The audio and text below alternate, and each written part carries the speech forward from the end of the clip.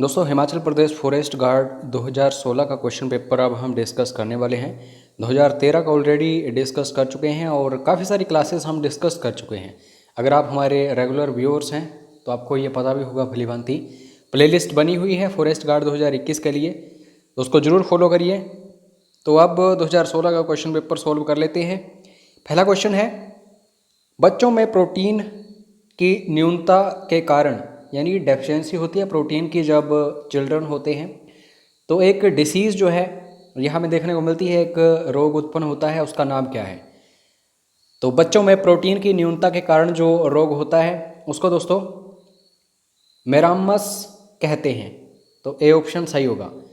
तो साइंस का ये सब्जेक्ट है, साइंस सब्जेक्ट है और टॉपिक की बात करूँ तो डिसीजेस, इनको पढ़ के जाना, यहाँ से क्वेश्चंस बनते हैं और ये सब कुछ कोर्सेज में आपको मिलता है, अवेलेबल है। अगर आप अभी भी फॉरेस्ट गार्ड की तैयारी कर रहे हैं और कोर्सेज वगैरह ज्वाइन नहीं किए हैं तो व्हाट्सएप ज़रूर कर लेना।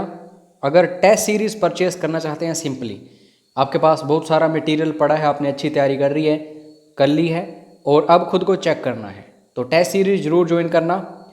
आपको व्हाट्सएप के ऊपर बता दिया जाएगा प्राइस क्या रहेगा और वैलिडिटी क्या रहेगी और बाकी फैसिलिटीज़ जो हैं, तो पूरी जानकारी व्हाट्सएप पर ले लेना। नेक्स्ट क्वेश्चन, पौधों को नाम देने वाला विज्ञान क्या कहलाता है? इंग्लिश में हम बात नहीं करेंगे इसकी कि पौधों को नाम देने वाला विज्ञान जो है ये साइंस क्या है, हम यहाँ पे हिंदी में यहाँ पे डिस्कशन कर रहे हैं। पौधों को जो नाम दिया जाता है उस विज्ञान को बोलते हैं दोस्तों वर्गीकी, डी ऑप्शन। उसके बाद नेक्स्ट क्वेश्चन, किस शैवाल से आयोडीन प्राप्त होती है? तो चार ऑप्शंस आपके सामने हैं और शैवाल जो है दोस्तों एल्गी इंग्लिश में बोला जाता है, यहाँ से काफ़ी सारे क्वेश्चंस बनते हैं। तो ये जो शैवाल है जिससे आयोडीन जो है प्राप्त हो जाती है इसको लैमिनेरिया बोलते हैं, तो बी ऑप्शन सही है इसका। आप चेक करते रहना दोस्तों कि जो भी आपने तैयारी की है या फिर आज तक जो भी पढ़ा है आपने, उसमें से आपको कितने क्वेश्चंस आ रहे हैं। हालांकि 2016 का अगर क्वेश्चन पेपर आपने सोल्व किया है ऑलरेडी तो आपको कोई प्रॉब्लम नहीं आ रही होगी, तो रिवीजन आपकी हो रही है अगर पढ़ लिया है ऑलरेडी। तो जिन पौधों पर बीज बनते हैं किंतु पुष्प नहीं लगते कहलाते हैं? तो बेसिकली इनको हम बोलते हैं दोस्तों अनावृत बीजी, तो इसका बी ऑप्शन सही होगा। इसमें क्या होता है, बीज तो होते हैं लेकिन पुष्प नहीं इनके ऊपर लगते, तो बी ऑप्शन। आलू किस कुल से संबंधित है? अलग अलग परिवार होते हैं, कुल होते हैं दोस्तों, फैमिलीज होती हैं, किस फैमिली से कौन सा फ्रूट या फिर कोई वेजिटेबल आती है, ये क्वेश्चंस बनते हैं। तो इसका जो सही आंसर होगा वो होगा दोस्तों सोलेनेसी। सोलेनेसी फैमिली से आता है ये जो पोटैटो होता है, तो ए ऑप्शन इसका सही है। टिक्का एक रोग है दोस्तों, किस फसल से संबंधित है? डिसीजेस जैसे इंसानों की पूछी जाती हैं एग्जाम्स में, वैसे जो पेड़ पौधे हैं उनकी या फिर फसलों की जो बीमारियां हैं वो पूछी जाती हैं। टिक्का रोग जो है ये मूंगफली में हमें देखने को मिलता है और मूंगफली जो है एक खरीफ की फसल है, ये याद रख लेना, यहाँ से क्वेश्चन बनता है, तो इसका डी ऑप्शन सही है। नेक्स्ट क्वेश्चन, और इस क्वेश्चन को आप मार्क कर लो क्योंकि यहाँ से बहुत ज़्यादा क्वेश्चंस आते हैं, ये क्वेश्चन जो है इंपॉर्टेंट है। कोशिका का ऊर्जा गृह जो है किसको बोला जाता है? तो सही आंसर जो होगा वो होगा दोस्तों माइटोकॉन्ड्रिया। माइटोकॉन्ड्रिया क्या है? ये एनर्जी हाउस है किसका? सेल का। उसके बाद नेक्स्ट क्वेश्चन, किसी श्रृंखला में प्राथमिक उपभोक्ता कौन होते हैं?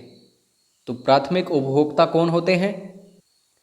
जो पेड़ पौधों को खाते हैं, तो बेसिकली ये शाकाहारी होते हैं, बी ऑप्शन सही है, यही प्राथमिक उपभोक्ता होते हैं। नेक्स्ट क्वेश्चन, वायु प्रदूषकों का विश्वसनीय संकेतक है?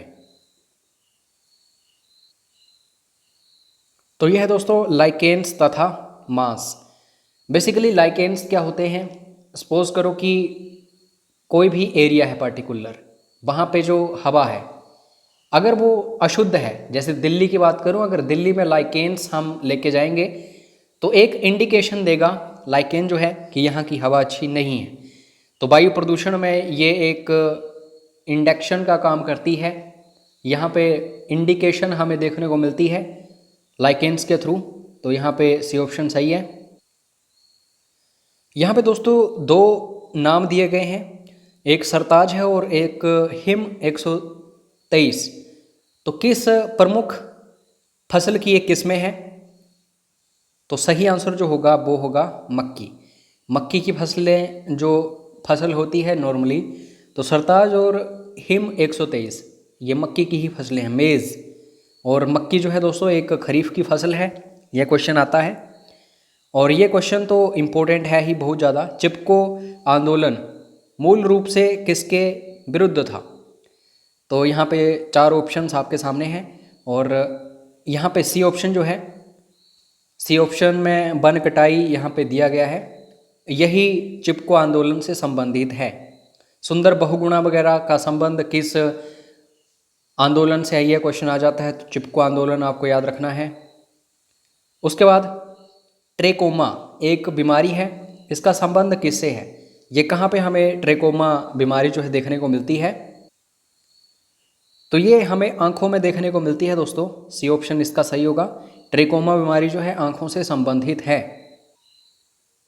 नेक्स्ट क्वेश्चन, 1 जूल में कितनी कैलोरी होती हैं?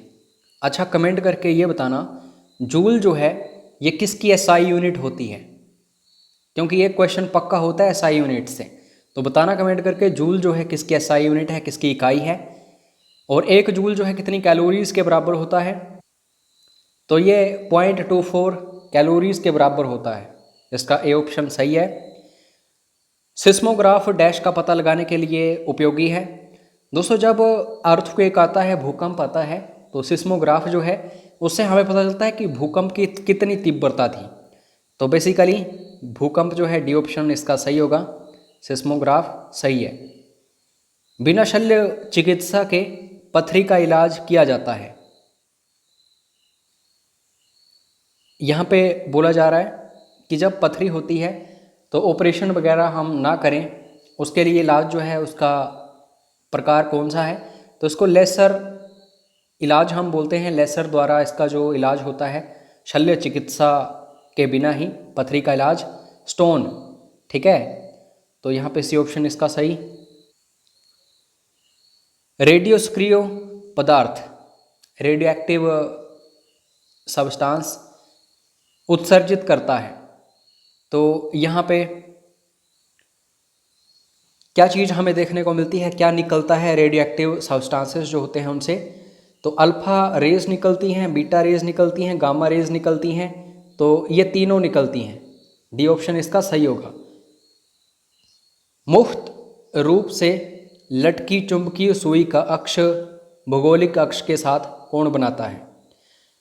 अगर सपोज करो कि आप एक सुई लटका दो धागे वगैरह से, उसके ऊपर बल नहीं होना चाहिए कोई भी, तो उसका जो अक्ष होगा, जैसे वो लटक रही है, वो कितने डिग्री तक लटकेगी? तो वो दोस्तों लगभग 18 डिग्री जो है लटकेगी। जैसे सपोज करो कि ये सुई है, तो इस तरह से वो कोण बनाएगी लटकने का, तो 18 डिग्री याद रखना। और ये सुई जो है नॉर्मल नहीं होगी, ये ध्यान देना, चुंबकीय सुई है ये। नेक्स्ट क्वेश्चन है, विद्युत उत्पन्न करने के लिए कौन सी धातु का उपयोग किया जाता है? ये धातुएं आपके सामने हैं और सपोज करो कि आप इलेक्ट्रिसिटी प्रोड्यूस कर रहे हो, तो इनमें से कौन सी चीज़ काम आएगी? तो ये दोस्तों धातु है यूरेनियम, ए ऑप्शन सही होगा। बाकी लोहा, तांबा, एल्यूमिनियम ये नॉर्मल धातुएं हैं, तो ये इलेक्ट्रिसिटी जो है उसकी सुचालक तो हैं, लेकिन जब बनाने की बात आती है तो यूरेनियम का काम आता है। उसके बाद दोस्तों आवर्धक लेंस जो होता है, ये वास्तव में क्या होता है? तो आवर्धक लेंस के रूप में जो कन्वेक्स लेंस है, उत्तल लेंस है, इसको जाना जाता है। इसका सी ऑप्शन सही होगा। ये लेंस जो है और मिरर जो है, इनको एक बार पढ़ लेना, अच्छे से पढ़ लेना कि क्वेश्चन दोबारा अगर आए यहाँ से तो छूटे ना, क्योंकि यहाँ पे बहुत सारे क्वेश्चन हमने देखे हैं। नेक्स्ट क्वेश्चन, बनारसी और नरेंद्र चकिया किसकी प्रमुख किस्में हैं? कौन सी फसल की किस्में हैं ये? बनारसी और नरेंद्र चकिया, तो आंवला, सी ऑप्शन सही है।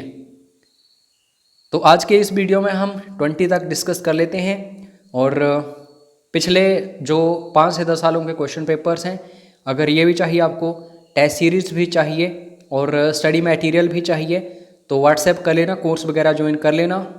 और अगर वीडियो कोर्स चाहिए हो तो वो अलग से मिल जाएगा। और ऐसा नहीं होगा दोस्तों कि सिर्फ ये आपका फॉरेस्ट गार्ड के लिए ही काम आएगा। आने वाले एग्ज़ाम्स जो भी होंगे हिमाचल के या फिर अदर जो भी हैं, वो सारे के सारे कवर हो जाएंगे। तो मैसेज करके कोर्स की जानकारी ले लेना। मिलते हैं नेक्स्ट वीडियो में। जय हिंद, जय हिमाचल।